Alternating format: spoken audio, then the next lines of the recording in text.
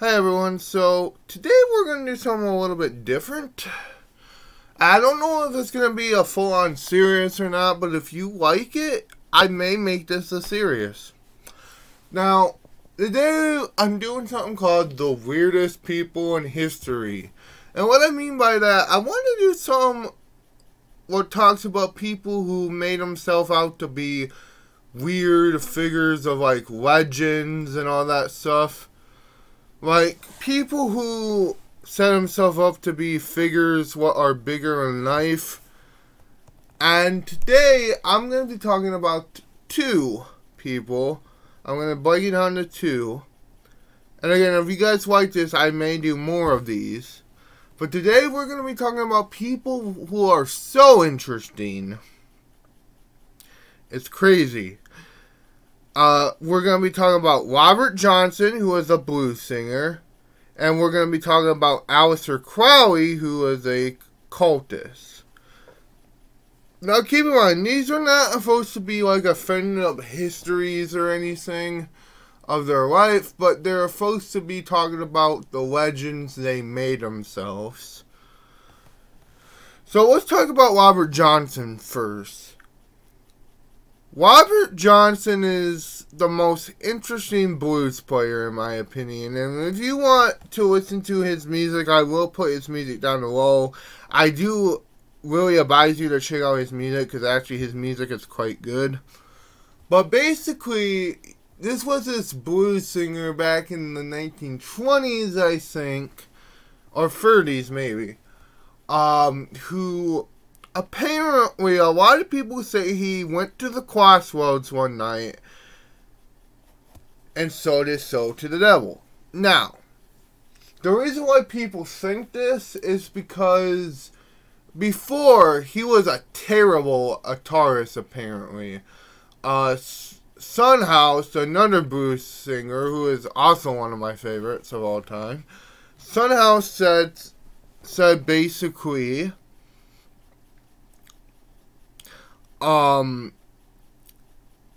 it was just noise, racket. You know, he said, turn off that racket. But apparently he'd been gone for many years, Robert Johnson. So when he came back, he started playing this weird, hypnotic, good sounding guitar. And a lot of people wondered how he got to learn so fast. Well, a lot of people said he went to the crossroads, and a big black guy took his guitar, tuned it, played, gave it back to him, and that's how he sold his soul to the devil.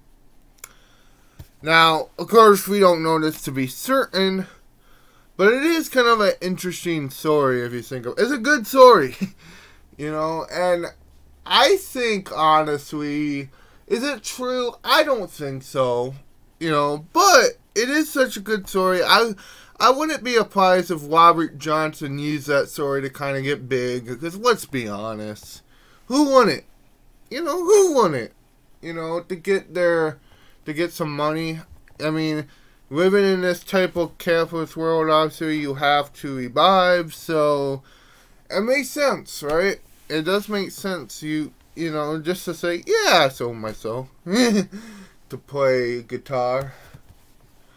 Okay, so that was Robert Johnson. Now we're going to move on to the most interesting person I think out there. Some people call him the wickedest man in the world. He calls himself the Beast 666, and that is Aleister Crowley. Now, Aleister Crowley, oh my god, where do I even start?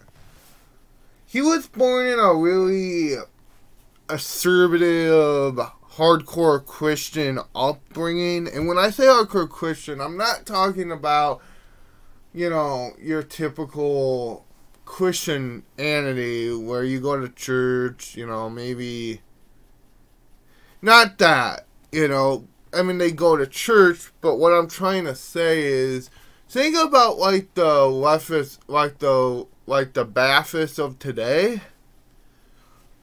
Like the Baptists. Think about that, but more hardcore. So he grown up in this, and basically his father died, and he thought if God was truly real, you know, God wouldn't kill his own father, basically. He again to start to rebel to the younger age. He did a lot of weird stuff like sacrificing frogs and all that stuff, weird stuff. And basically he grown up, he moved, and he got into the secret society called the Golden Dawn. What was just, to be honest, a bunch of, like, a literary secret society. What did a bunch of weird rituals and stuff. Like, the guy who did Jackal was in it, Bram Stoker. Just weird stuff. And he came one of the biggest things for the counterculture. Even though he died back in the 1940s,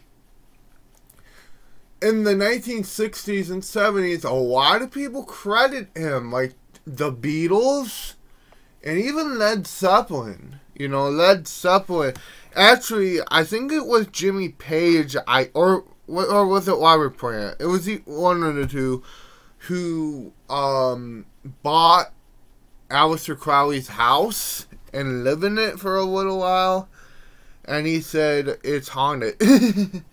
Now, I don't know if that's true. That could just be Robert Plant being Robert Plant. But what I'm trying to say, people, this man is weird, but kind of smart if you think about it, because he was like a marketer. He was a marketer. I mean, come on. You know, he was a self-promoter. He even wrote in his journals a couple times how he was the same level of, like, Shakespeare, even though he wasn't. So yeah, you know. And by the way, he was a poet. So yeah. I hope you enjoyed this, and like I said, if you like stuff like this, I will do more. So have a good day and bye. And also, if you want me to do more, tell me. I mean, I have a couple of these lined up if you want me to do more, but tell me what you think some of the weirdest people in history is, and let me talk about them. Okay, have a good day.